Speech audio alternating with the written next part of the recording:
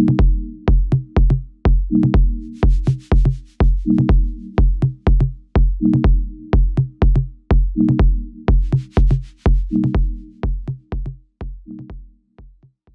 so I think I'll kick us off immediately. Good evening, everyone on the LCA forum. Thank you for the invite, Johan and Mareth, and thank you for having us. Garden Cities is a non-profit company, and our core business is that of rolling out complete new developments in a sustainable manner to minimize our impact, and we constantly strive to achieve our zero waste to landfill goal. The zero waste to landfill might be repeated throughout the talk, but it is very much a common thread that helps us to focus and align all our activities with a more sustainable and environmentally friendly approach. Our developments are generally in excess of 3,500 to 4,000 plus residential units, with our Sunningdale development exceeding that number exponentially. We integrate into our developments a host of cultural, like music academies, churches, commercial, shopping centers, service stations, office spaces, hospitals, and a host of community facilities like the sports facility, schools, dog parks, like the dog park picture on the slide at the moment. And last but not least, public open space with various NMT facilities and play areas incorporated therein. We constantly strive to achieve greening goals, and by means of example, and to explain the last slide picture on the slide, we had a bit of a interaction with our residents in Sunningdale, because we couldn't understand why we were struggling with getting people to take on recycling more readily and easily.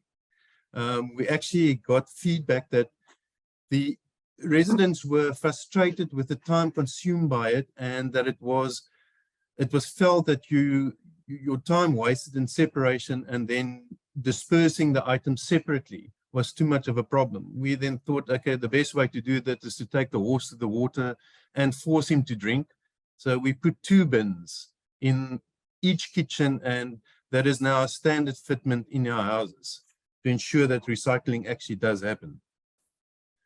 The Garden Cities group of companies are made up of several entities, all which align with our overall greening policy, and as such, all of these entities constantly review and adopt new technologies to mitigate and limit our impacts on the environment and people who utilize and live in the various spaces created. The timeline below just depicts the growth and rollout of our various developments during the course of our 104-year young company. So considering the wider audience, we would just like to show the main area in which we operate, being Cape Town and surrounds in South Africa, Western Cape. We have developed in excess of 17 developments, with our main developments being Sunningdale in Tableview along the west coast, Pioneers in Durbanville, and then also our B&G housing at Greenville in Visantacral, the latter also being a 16,000 plus residential unit township. We would however like to focus on the star of the presentation, being Northridge Coastal Estate in Sunningdale, which has been awarded a 4-star Green Building Council of South Africa Sustainable Precinct certification, the first in Africa. Northridge Coastal was found to be an ideal scenario for Garden Cities to test our interventions and overall approach on. And once we started reviewing the Green Building Council Sustainable Precinct credits, we realized that we align with the overall approach most favorably, with this gated village speaking to all aspects and credits incorporated therein. The village encompasses 429 single residential units, 5 theme parks, a large clubhouse with play, education, and other creative spaces. But here I must tread carefully, as I don't want to steal Danielle's thunder, because she'll elaborate further on the spaces. We also had a large 7-hectare dune thicket site that was initially excluded from the village, but after some consideration was happily to incorporate as a private conservation area that provides residents with access to a boardwalk of 1.2 kilometers within the indigenous and natural space. The boardwalk route then also links into an internal circular route of 2.2 kilometers, ultimately offering the residents a 3.4 kilometer circular fitness route. The obvious question by most is why consider the Green Star rating and undertaking the associated challenges. It was felt that we have already taken the step of incorporating the majority of aspects as part of our core operational processes. And we also viewed this as a perfect opportunity to not only apply what we have developed, but also learn from the experience to align all our future developments to a recipe of this nature, irrespective of whether we consider applying for a Green Star rating or not. I'll now hand over to Danielle just to run through some of the credits. Okay, thanks, Renier. So the Green Star rating was developed in Australia and then adapted in South Africa. And it's basically a tool that sets certain targets for sustainability, but it doesn't just focus on the environment, but also economic development, innovation, and also how we interact with each other. So what makes our rating so unique is the fact that usually Green Building Council SA gives their ratings to single buildings or commercial buildings. And this is why this is the first in Africa, is the fact that our entire estate precinct got a rating. So there is 33 credits in this certification. And I don't want to bore you with everything, so I'll show you a little bit of the exciting ones that I find exciting, and we'll run through some of them. And the main categories is that of governance, livability, economic prosperity, environment, and innovation. In terms of the governance credit, it's a really an umbrella credit in the sense of it covers a wide variety of different points. So for every category, you get a certain amount of points. So under governance, they speak to internal governance framework of the estate. Is it transparent? The accountability, adaptability, how the partnerships are, capacity building, and what shared vision is there for the estate. So this was quite a big category with 4 points awarded for climate adaptation and community resilience. So for climate adaptation, we had to create a climate adaptation plan. And it's basically, we just sat around with, obviously there was a lot of models and risks was identified. For example, we are, there is a conservation area around the estate. So wildfires is one of the risks. And also because we're close to the ocean, there might be flooding. And then we took this risk and we had a conversation with, or a workshop with our stakeholders. And we said, okay, so what can we do to mitigate these impacts? And one of the things was to make sure that our operations and maintenance plans are really up to date in terms of when it comes to the climate risks. So making sure that when we monitor our roads, our infrastructure, stormwater infrastructure, that all of those are monitored more regularly in the maintenance plans. Then with that, community resilience addresses how we deal with emergencies. Any type of emergencies, like I mentioned, wildfires and severe weather conditions, but also we've got the Kuiberg nuclear power station that is close to us. So we do fall, the estate does fall into one of the evacuation zones. So making sure that we do education with our residents about how to deal with emergencies. Every resident have to fill in an emergency evacuation plan, and we need to know who the vulnerable people are in the estate so that we can make sure they get the proper assistance. Another credit is that of community participation. So you'll see later on in the presentation that a lot is focused on human interaction. So this really just more speaks to the fact that there is going to be a managing entity for the estate. So we call them Owners Association.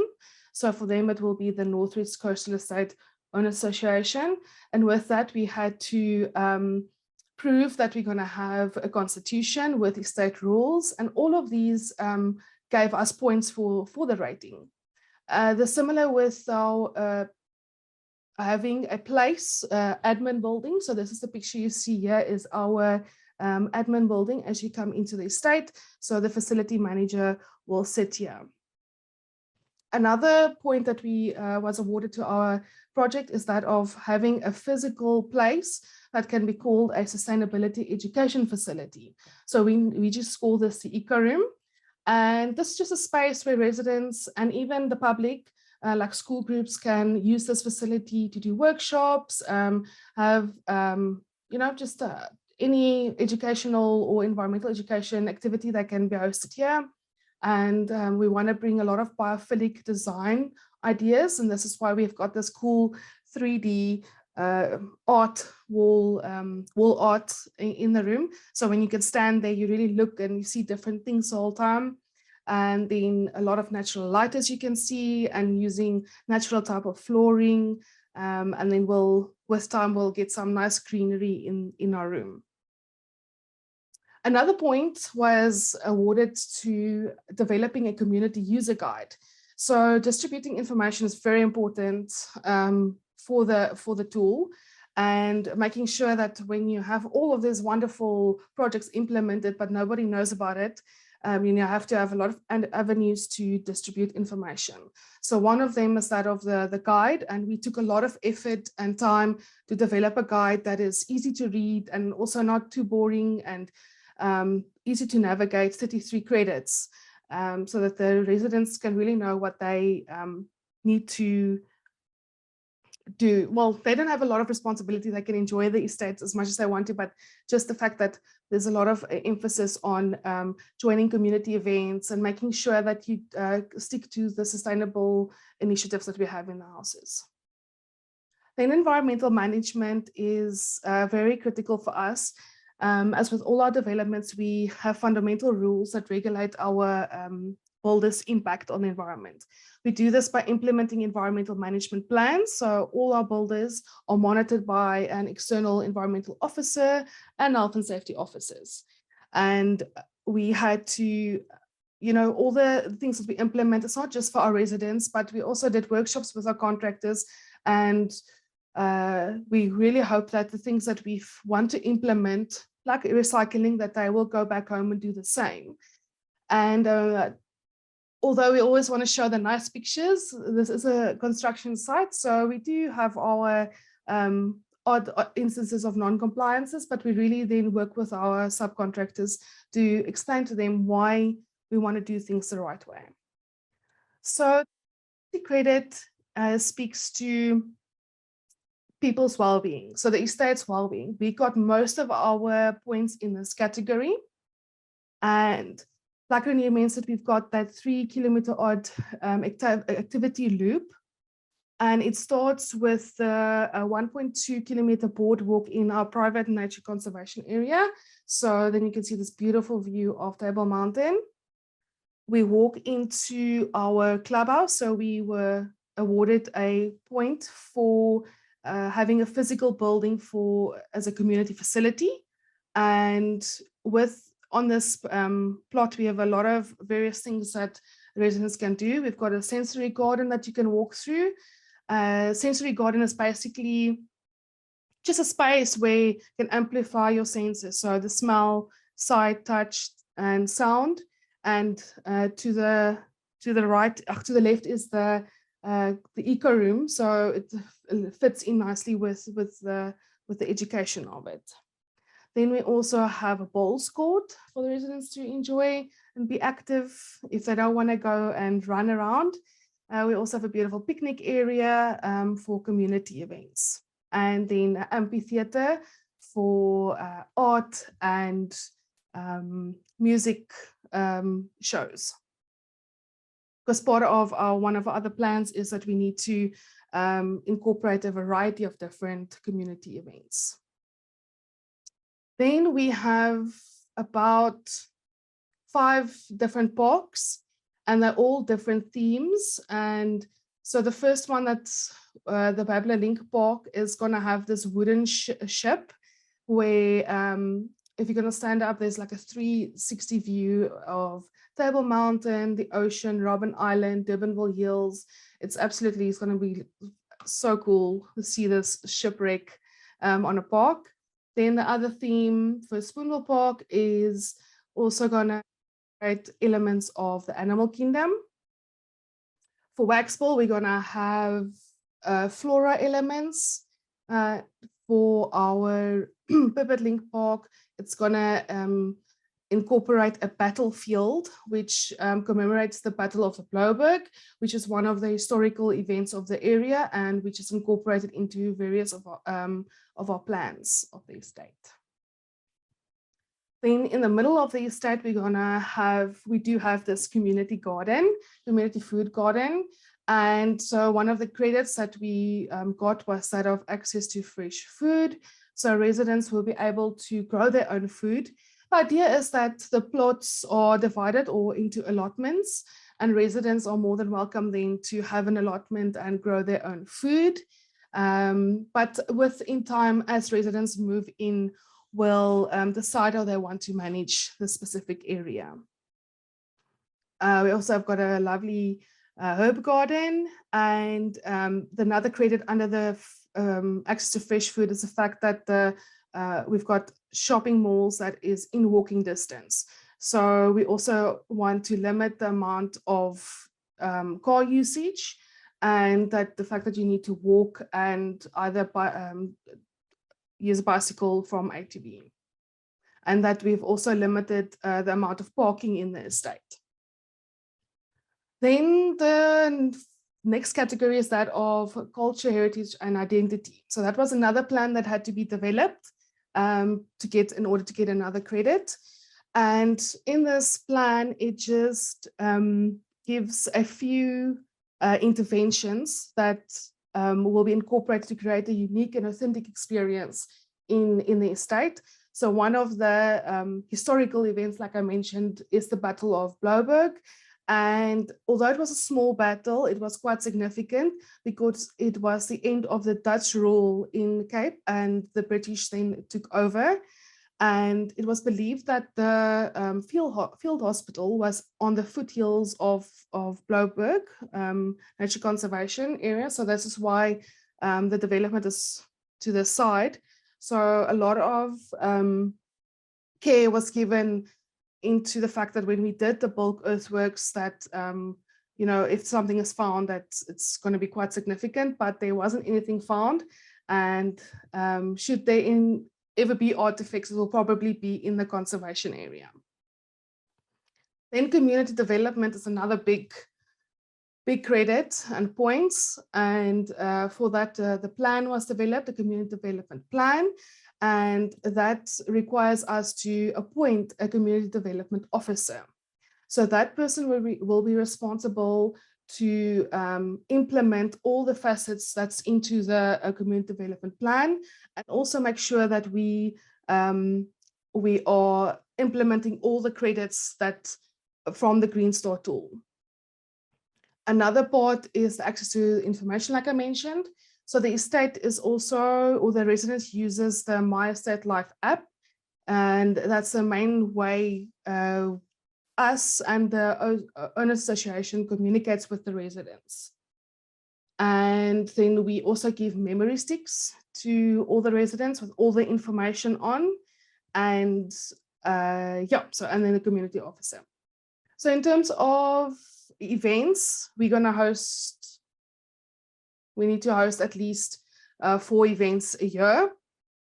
And the first one's going to be on 10 June, and we'll then do like an activity day with the residents and also just engage with them about the estate if they've got questions and things like that.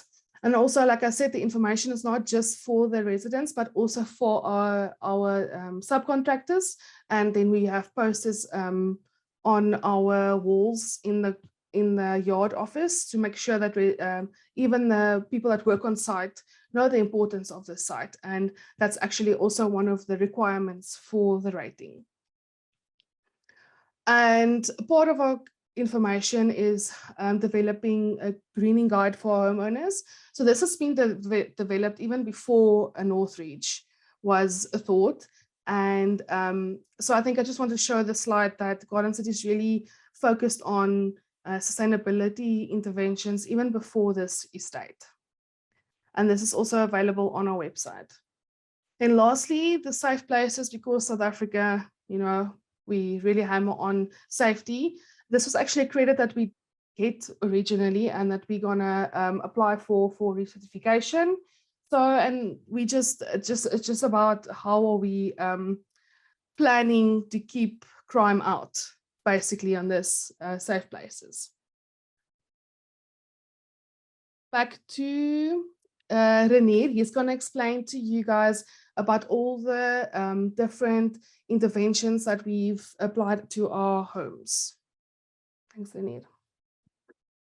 Thank you, Danielle. I'm sitting back listening to you so nicely that I actually forgot that I have to come on again. During the course of 2012, Garden Cities took an informed decision to develop an environmental sustainability policy and a green building development guide, which once adopted by our board of directors developed into further guides, being the green building guideline handbook for our suppliers, consultants and contractors, as well as our green building guideline handbook for homeowners. Further booklets were also developed with time to reinforce our approach with the creation of greening our supply chain for energy, water and materials. These booklets were specifically created so we can start talking directly or more directly to our suppliers, consultants, and designers to actually start taking a more impacting change to how they go about doing things.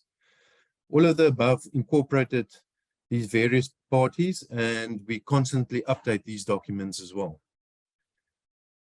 With our typical house design, cognizance is given to energy and water efficiency, as well as materials utilized, with the emphasis on locally sourced and sustainable materials as far as possible. Residents are, as a standard, provided with solar water heating, recycled cellulose fiber insulation, grey water-ready plumbing, low-flow shower and tap fittings. In a water-sensitive province, we take the use of and wastage of potable water extremely serious and have on several instances limited lawn areas and have created hard landscaped areas with more focal landscape spaces planted with water-wise and indigenous plants, also continuously reminding residents to align with this approach. Our water interventions are reviewed, designed and implemented on a macro level, taking cognizance of how to reduce the use of potable water usage, also ensuring that we fully utilize alternative water sources to further reduce and mitigate against the wastage of limited drinking water.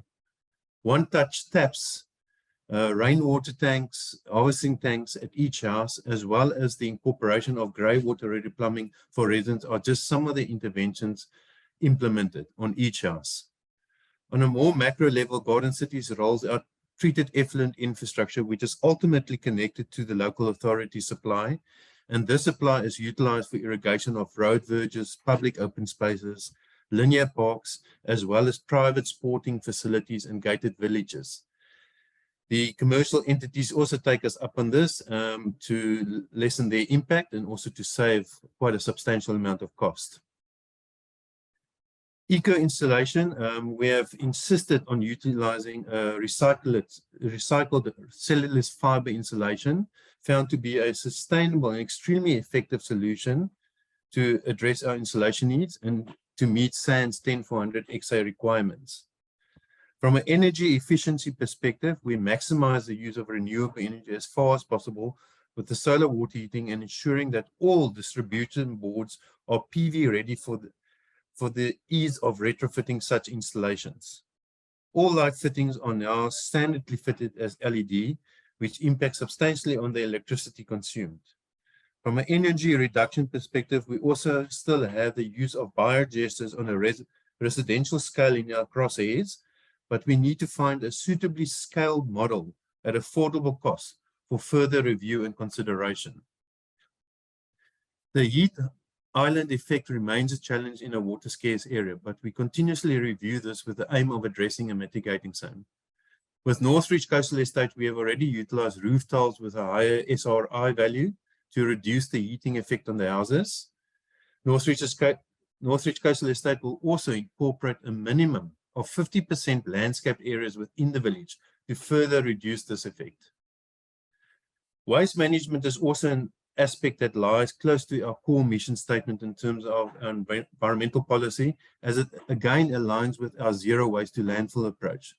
And as such, we are catering for multiple interventions relating to waste. All of the houses are pre-fitted with a composting bit to redirect wet waste for composting, excluding meat, bones, dairy, and cooked foods. Our builders have aligned closely with these approaches, and waste separation at source and diversion from landfills is enforced by us and our ECOs on site. We now also utilize a recycled builders rubble crushed on site to build carriageway crossings, walkways, and generally as a G7 subbase for a whole host of other items. Danielle, if you just want to carry on with the next slide then. Thank you. All right, because I know this is a conservation platform, I thought I need to focus a little bit on the ecological value of the estate. And this was also quite a big category. And it focuses on the conservation value of the dune thicket. So it is a private conservation area, meaning it's going to be maintained by the owners association and not the municipality. So the Cape Flats dune strandveld is an endangered vegetation type. It is a unique type of Cape strandveld that is endemic to the coastal areas around Cape Town, including the Cape Flats. So strandveld means beach shrub in Afrikaans language. It covers and stabilizes sand dunes on the beaches around Cape Town and is also incredibly colorful during spring. So we're looking really forward to springtime for the dune thickets. We haven't seen a lot of animals yet because I think I can't wait for we're going to put a few camera traps up or live cameras as well. So hopefully over the couple of years, we can see the little animals coming back. So for the area, we developed a conservation management plan. And in this plan, it just states obviously a few steps of how we need to rehabilitate the area and look after the conservation area. So in the beginning, the area was completely riddled with alien vegetation, such as Boer Jacksons. And also, because it wasn't fenced in yet, we have a lot of quad bikes going through the area.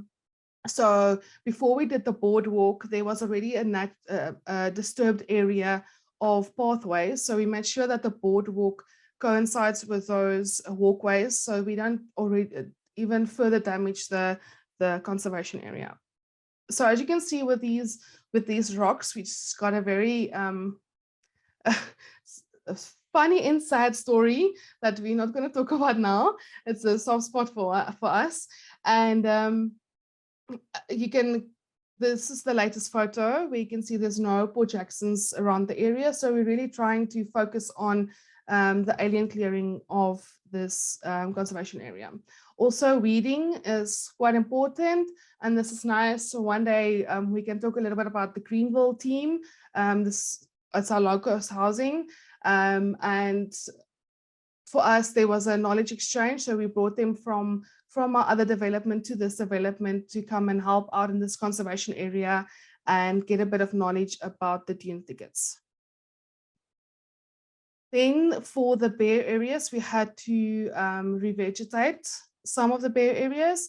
The specific spot, we're still learning our lessons, so we might go back and do some more planting next to the boardwalk. And also in terms of our plan, we're also doing a lot of passive rehabilitation. So just seeing what the area does naturally after we fenced it in. As you can see, this was quite bare before. Now everything, all the grasses, there's a variety of grasses that has come back to the specific area. In terms of conservation management, I already spoke about the fact that we fenced it in, so we kept out all the cars and people, limited the people that's in the area, and also just limit people to the boardwalk and not anywhere else. We had a little bit of a porcupine problem in our wetland. There's a little bit of a wetland patch in the dune thicket, and so we met up with a few professionals and they gave us an idea of where to do the underpasses in our fence. So this photo was the one at the bottom, was taken about a month ago. So you can see that this area completely was able to bounce back after taking out the porcupines, or just letting the porcupines move around. We also have to control litter in the area. The wind does blow a lot in this area, so litter does become a problem. Then this is just a little bit of a show off, I can say. We do have quite a few Cape Cobras in the area. And I'm not a plant person, so I can't tell you any plant names. But if somebody wants a list, I can definitely share that with them. Then in terms of innovation, I'm going to go back to Renier with this, because he's always the one trying to get new people or innovative solutions for our estate. Thanks, Renier. Thanks, Danielle. So with the Sustainable Precinct, we faced with a recertification every 5 years. And the one way of actually achieving the recertification is to, as you can't reuse all the credits over and over, and you have to come up with creative ways of actually getting into innovative points included, which gives us the opportunity to think out of the box and come up with nice, clever new ideas. And to that end, we've actually used composite materials such as Timdek, which is sustainable wood made up from 95% recyclable and reclaimed materials for the dune thicket boardwalk, as well as various other elements for hard landscaping in the other parks. We've also, something that we were very excited about was the Resin 8. Now, the Resin 8 is a process whereby they take all the plastics that can't be recycled and they put it through a heat extrusion process after they've melted it down, and then they chop it up and they create little beads, and we can use it as an aggregate replacement in concrete products. So we've already tested it at Northridge Coastal Estate in our curbs. And there is various other concrete products that we're also testing it in terms of paving and stuff. And that way you get rid of the plastic forever in a concrete product.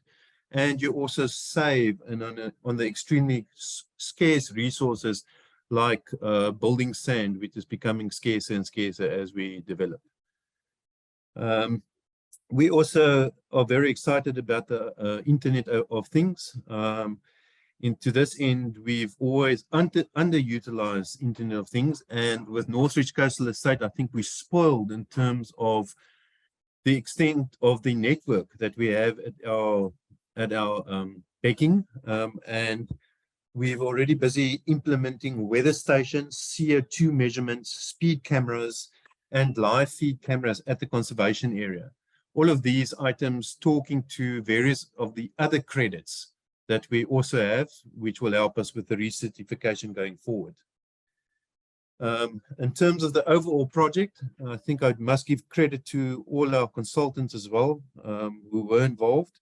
And I see Danielle has put the slide on. So thank you to all of them. They've done excellent work in reinventing the wheel in some instances.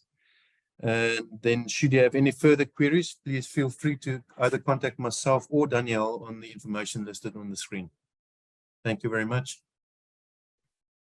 Yeah, so I just wanted to also mention that we found out this week that our specific project is a finalist in the South African Construction Impact Awards for the Sustainability City Initiative. So we're very excited to hopefully win this, put it in the bag. So please hold thumbs for us. So yes, thank you so much for listening to our talk. And obviously there's a lot more that we can talk about, a lot of credits and also a lot of challenges that we've overcome.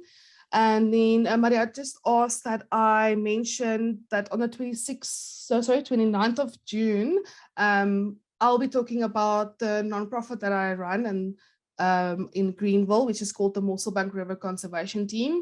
And we'll talk about the various environmental education initiatives that we are running and how we are engaging with the community to address the waste problem in the community, as well as various other things like tree planting and the fact that we are rehabilitating a urban river in an area where people, you know, don't know where they're going to get their next meal from, and just various interventions that we've put in place to really uplift that community while doing conservation. So yes, thank you so much for having us. I think the floor is open to questions. Danielle, if I can just add to that, I think the attendance in terms of your MRCT chat is a definite. If you consider what you have achieved, where the Mosselbank River came from and where it is now, I think it's absolutely amazing that you've persevered, and yeah, well done from my side. Thank you, Renier. Cool, guys. Thank you very much for a very interesting and I think new concepts to many people that we learned this evening. So I really thank you and well done on achieving your Green Star rating, the first in South Africa. That's a great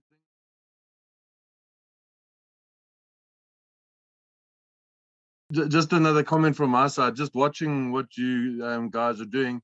In a way, the people that are coming to live there, it's a whole new lifestyle that you're presenting to them, a whole new way of living. They may not have been exposed to so many of these things, but it's you in a way, not forcing, but changing the way that they do things in a normal way, you know, with multiple bins and just education and whatever. So it's absolutely amazing and great. And I'm sure all the people that have been watching this evening have learned something new. I think many people haven't been exposed to this sort of thing. So I am asking everybody, if you can, please, if you have any questions, we have got a couple in the chat. But if anybody is feeling brave enough, if they put something in the chat at the same time, I'm happy if you guys just raise your hands. If you go to the bottom of your screen and just hover there, you've got the reaction tools towards the right-hand side. And then if you just click on the raise hand, and then we'll see your hand come up. And then we'll take your questions for the speakers. There's a hand up already, which is Stephen Leviton. So I'll ask Stephen to unmute. I'm just quickly going to find his hand there. So he's actually been unmuted already. Stephen, if you want to ask your question, please. I don't want to ask a question, Marty. What I want to do is I want to encourage everybody who's participated this evening and others to listen to Danielle's next talk. I've served with Danielle and Renier on the Environmental Advisory Committee for the Greenville development. And when we have our meetings, which are normally every second month, Danielle presents, and it is really unbelievable what her group have achieved. She has shown us pictures of areas where the community would dump carcasses, rubbish, plastics, etc., and how this group have cleaned it up and developed vegetable gardens in its place. It is truly remarkable the work they've done. When there are many in the community who just wish to break it down, as Renier said earlier. And in my view, it's well worth listening into that, simply because you're looking at an impoverished community who are now being educated on environmental concerns, and it is one of the core impact areas of the LCA, edu conservation, and this is a living example of edu conservation in an urban setting, as opposed to edu conservation as a school curriculum in certain African countries, which is what we're promoting. So I really would encourage people to listen to that particular talk of Danielle's, because I do believe everyone will learn a lot from it. Thank you. Thanks, Stephen, and thanks for your passion and your endorsement of what they're doing, and just that encouragement to everybody. I think that was a good advertisement. So everybody, please watch out for Danielle's talk, and we look forward to seeing that. Again, if anyone wants to ask a question, please don't feel shy. Put up your hands or on the screen, or go to the reaction tools. I think there are a couple of questions which I'm happy to read out. Louise Machka, I think is how I pronounce her name. There, great. I'm so happy to see that she's brave enough to ask her question. So I'm going to ask you to unmute, Louise. If you can turn on your camera, that would be great. Well done, Renier and Danielle. Danielle, just the two questions I asked in the chat was, one, with all the environmental education stuff that you've, with all the environmental stuff that you've got going on, is there planned interpretive signage for like the Century Garden, for the plants that have certain smells, to encourage people to touch those plants? Then also in your parks, like the stuff that you spoke about now would be really interesting. But if there isn't signage up, I don't know if people would understand what you're trying to do there, if that makes sense. Yes, no, And then, hi, Louise. hi, Danielle. Yes, so absolutely, we're gonna, one of the criteria is information signs, and it's on my to-do list. Got so much going on that we're gonna definitely, every park, every area is gonna have information signs. Okay, cool. Then the other question was the conservation area. Sorry, Louise. I think Renier also wants to answer your question. Let him have a go. Louise, I think in terms of all the parks and stuff, yes, they are signed. If anything, it's the city of Cape Town's worst nightmare to go into that development, because I think we're a bit over-signed and everything. But cool. yeah, I mean, I think it's extremely informative. You can't miss a direction. You can't, everything is really put aside for people to be able to interact with the environment. Exactly what we try to achieve. Yeah. I mean, there's so much effort gone behind in the thinking. It would be sad if it wasn't, because then you'd lose half of that. But that's very cool. Awesome. And then my other question was about the conservation area. Is there going to be a conservationist that runs it, not just the, I think you said it's the ratepayers?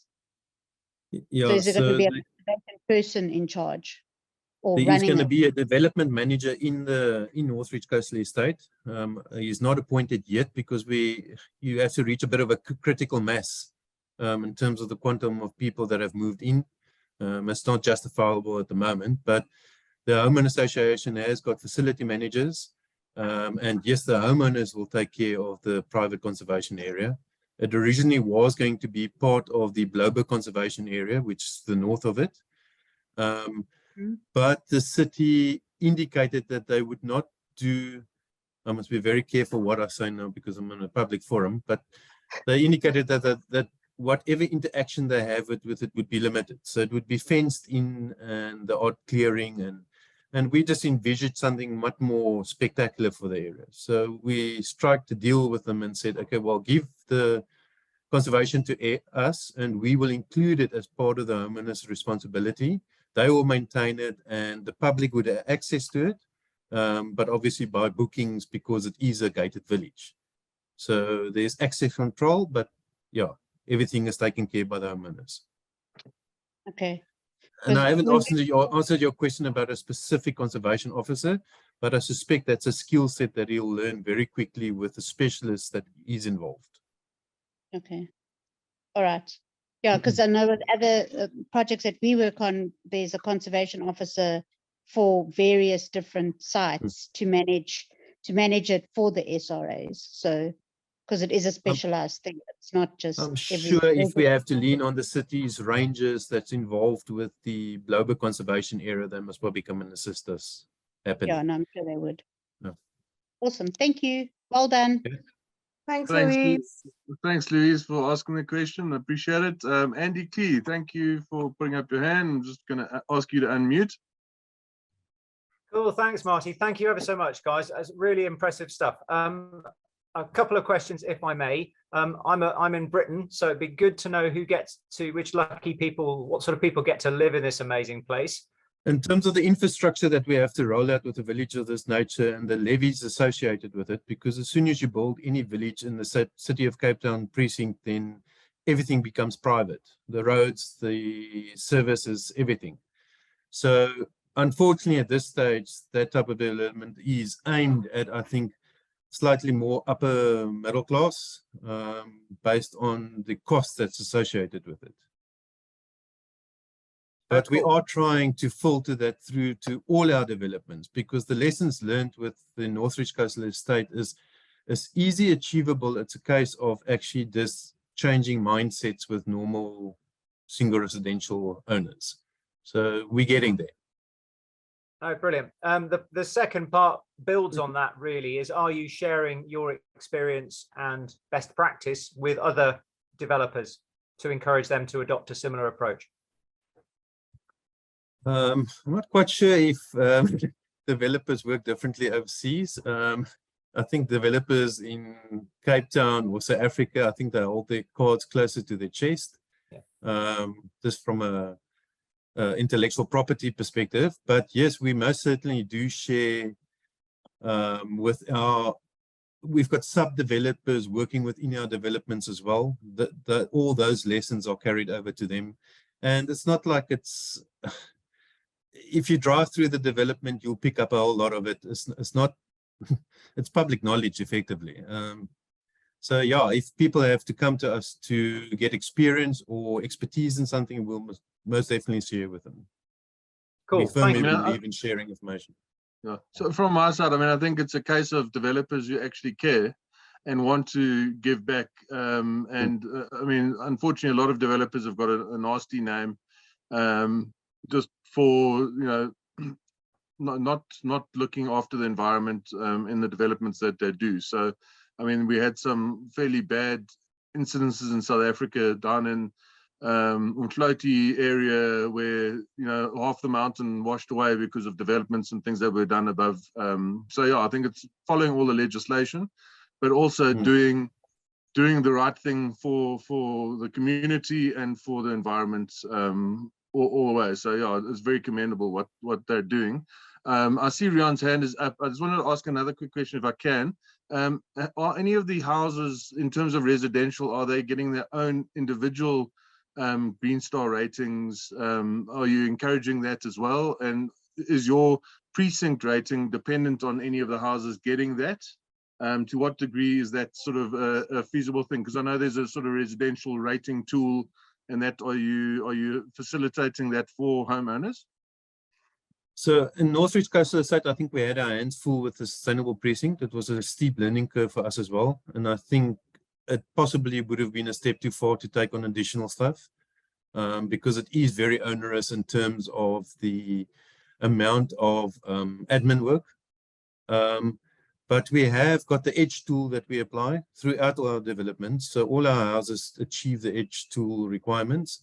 We're even applying the Edge tool in our houses on the low-cost housing site, where we used a Benex block that we produce ourselves, which is a polystyrene and some other additives. It's thermal, it's completely waterproof. We use composite roofs. So yeah, and some of our other developments on low-cost housing, we are achieving better results than we do on our standard housing. No, that's great. And how many of the houses have actually been constructed at this point? I mean, is it mainly the infrastructure that's laid out, or? No, we've got about, it must be about 10 schemes that have moved in. So it's about 80 people that have moved in of the 429. Okay. Oh, cool. Rian, you unmute yourself. I'm not going to ask you to unmute. You have the power. Thank you, Marty. It might be a bit of an unfair question, but you are developing in one of the major biomes on Earth, and Fynbos has a very particular ecology. And most of us know Fynbos is that it needs to burn every couple of decades to ensure that the that the plants rejuvenate, and then everything goes on and on and on.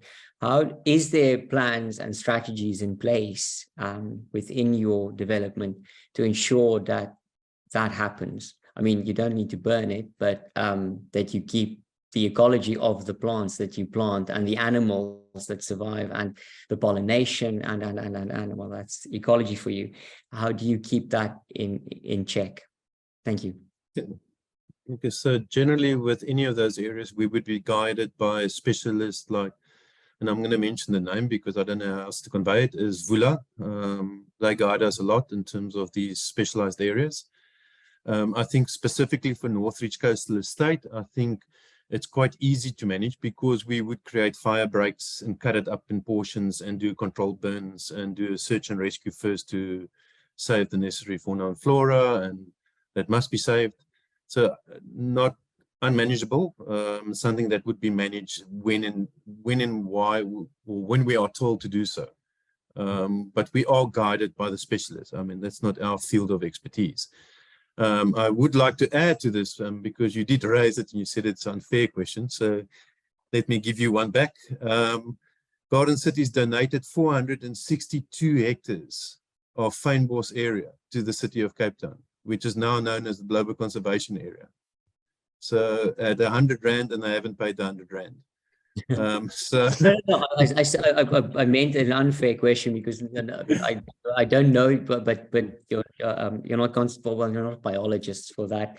And I remember Daniela had a slide on with plants and animals, and she said she's not a plant person, but just that it's an important question for me, especially because fynbos is such an incredible area. But yeah, it's a brilliant answer. Thank you very much.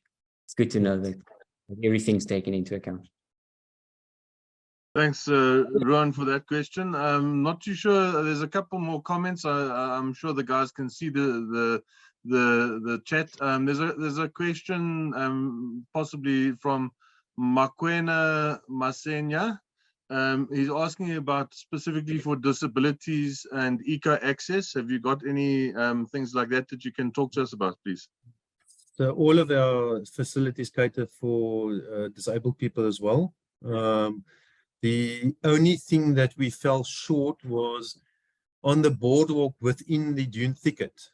There was a certain section where the levels did not allow for us to grade the boardwalk. So we had to put steps in, but we built half of the boardwalk so even someone with a wheelchair could do a circular route within that area. But we couldn't facilitate that the complete route is achieved due to the levels. But the bulk of all the facilities do cater for disabled people as well. Good, thanks, Renier. Just one of the responses that Louise has typed here, and again, feel free to raise your hand and talk, and let's have a bit of a discussion. I think it'll be interesting. But Louise, you're unmuted. You can talk again. Thanks very much. Hi, I've actually got my partner Pietri also listening in the background, and she's done research on the Cape Flats dune strandveld in Rondevlei with a project called the Hunter Project, where a lot of the research is about using herbivores to maintain the strandveld. So it's not necessarily unlike other fynbos vegetation types, the strandveld isn't necessarily fire driven. So it can be maintained with herbivores, and the Hunter Project uses eland for controlling bush encroachment and other, the vegetation type. So that was my comment. Oh, cool. I think the residents would love some eland. Yeah. It's quite amazing to have an eland walk past your front door, wouldn't it? Thank you, Louise. Make for amazing live stream footage. Exactly. Thanks. So anybody want to donate eland to us? Eland, bontebok, zebra. There's another question from John Messina, as opposed to the other John, what's his name? The wrestler from America. But anyway, John Messina is asking, just commenting, saying, amazing and futuristic project. Thank you for sharing. He's got a question for the eco-friendly houses. Do you engage architects from the beginning, or do they have already existing designs? And are they costly? I think he wants to come and live there. Good question. So yes, all your professionals in terms of the Northridge Coastal Estate has to be party to the project from the start, in advance in terms of the design and planning. In terms of the architecture itself, the architects weren't party to because we didn't aim for any green star rating on the houses itself. It's referred to as a sustainable precinct, so it's got different goals and challenges that you try to achieve rather than the housing itself. But I think in terms of our housing and what we do and what we incorporate, I think we're miles ahead of what most other developers do. I think if we actually had to try and get to a green star rating, we must probably be successful with it as well. I mean, in terms of the designs, it's all designed by your architects, and then basically the homeowners will choose an type A, type B, type C, sort of from a range, or is there more sort of bespoke design, so to speak? Yeah, I think they're a bit more limited. So we design schemes at a time, and what they can choose is internal finishes. So we're very reluctant to. And that's not, I think that's an inherited thing where because of the problems that we have to go through in terms of obtaining approvals through the municipal processes, which is now even more strenuous with the new dam system. We're reluctant to chop and change building plans, especially if it's external finishes. So the external footprint stays the same. Internal, we allow the odd changes. Okay. And in terms of things like stormwater attenuation and all of that sort of stuff, have you got any clever, innovative ways of dealing with that? I know sometimes it can be quite onerous on developments dealing with the stormwater retention or attenuation, ponds, etc. So with stormwater, we've taken the peak away because every house we place stormwater tanks. So we have impacted on the quantum of water we actually have during peak storms. We are lucky still that the city allows us to do, when we look at large developments, that we do regional facilities. The advantage of doing a regional facility, you can make the area bigger, you can make it more usable because then it has dual functions. If you create small bioretention and ponds to actually deal with the quantum and quality of water, then you end up with a facility that's not very usable. So we've been fortunate that we have had regional facilities, but on the smaller villages, we actually do quite interesting things with mixing stormwater. We use grey water that we actually clean, and we also use the city's treated effluent. So where we can tap into alternative water sources, we maximize it. Cool. The one thing that I kind of always gets asked in any one of these things is, how much extra does it cost to do a development like this than if it was just the gewone? And I mean, we all appreciate and understand the advantages and the added benefit, and not saying you shouldn't do it, but just in terms of the additional cost, and ultimately, are you picking that up as the developer, or the homeowners pick it up, or maybe just talk about that side if you can. I think it's a shared cost. Ultimately, the homeowners do contribute towards things in terms of the park cost and because that cost is all related back to the house cost. But Garden Cities, I think, absorbs a lot of the cost because we also see it as a learning experience. I mean, we're getting good information and good experimentation out of it. I don't think there's much of a premium on it. We would have done something very similar, I think. Maybe it's a scale up. I think the actual premium in this is minimal in comparison to when you do commercial buildings, where your cost is much more intense, although you recover that through operational cost again. in this instance, I don't think we're going to recover through operational costs. So yeah, it's unfortunately initial capex, but I think it's minimal in terms of this scenario. Cool.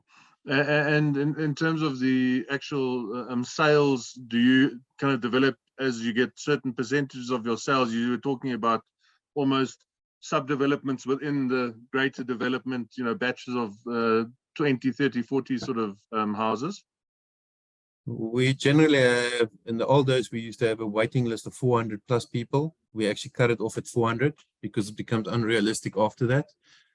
We still, when we open schemes for sales, we still have people just taking it up. And we don't really advertise. We operate from word of mouth and our historical projects that we've done, Pinelands, Edgemead, North Pine, Denemere, and a host of other projects. So yeah, people normally stand at our door and ask us, what are you doing next? So in terms of sales, I don't think we have a major problem. Funny enough, the more expensive units are always the units that fly first, and the group housing sites is more the ones that we struggle with, which is actually quite odd. Cool. I see Rian's got his hand up again. If you want to ask a question, Rian, thanks. So it's really cool that what you mentioned water and you use grey water and whatnot. What are the options for electricity production? Just thinking of I see a few people who go dark within the precinct. I mean, to completely go off grid. Well, I mean, that's ultimately up to a resident. At this stage, the constraints placed by the city and stuff, as well as Eskom, is that you can't just go completely off the grid. The city won't allow you, nor will Eskom. So you're always going to have a connection to the grid. You are limited in terms of the a percentage of capacity that you're allowed to take out of the system or utilize on a house. So getting off the grid, I don't think that will happen quickly, unless you just do it and get off the grid and cut your connection. But you could make the ease of suffering a bit less by doing that extra bit. I mean, what it actually, what my question boils down to, that is an option for a given resident. I mean, if you. Yeah, no, I don't think that. I mean, residents will be allowed. Yeah, no, I definitely think that the village would allow residents to do it. Obviously, they'll have to comply with all the aesthetics criteria.